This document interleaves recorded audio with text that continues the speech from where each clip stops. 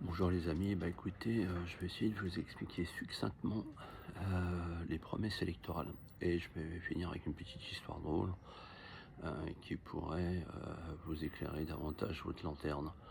En clair, toutes les personnes qui vont faire des promesses électorales, eh ben écoutez, ça n'a pas beaucoup de valeur parce que beaucoup de gens vous promettent des choses qui ne pourront pas tenir. Donc il suffit qu'ils vous promettent quelque chose, allez vérifier au niveau du Parlement européen et vous allez voir qu'à la plupart du temps, ils vous promettent des choses que le Parlement européen ne veut pas. Comme ça, ils se disent: «Ah bah, en fin de compte, je vous avais promis ça, c'est vrai, hein, mais du coup, les Européens, ils veulent pas». Alors que c'est faux, ils le savent déjà. On va pas se mentir. Alors la petite histoire drôle, c'est simple, c'est le président qui va dans un petit village et puis qui s'adresse au maire et qui dit: «Voilà, est-ce que je peux vous venir en aide?» Et le maire répond: «Écoutez, oui, vous pouvez m'aider sur 3 sujets.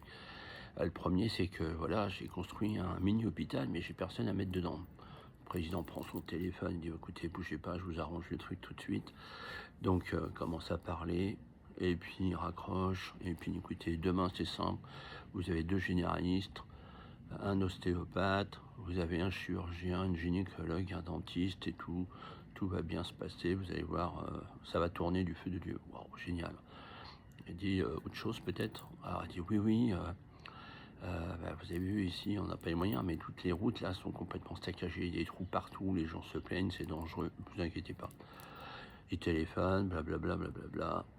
Il raccroche, il dit: «Vous inquiétez pas, demain vous avez 10 camions Toupie qui viennent, ils vont vous refaire le goudron, le village va être nickel». «Oh, merci, merci beaucoup, trop gentil». Autre chose aussi, il dit: «Oui, ici le problème c'est qu'on est en zone blanche et que le téléphone il passe pas quoi».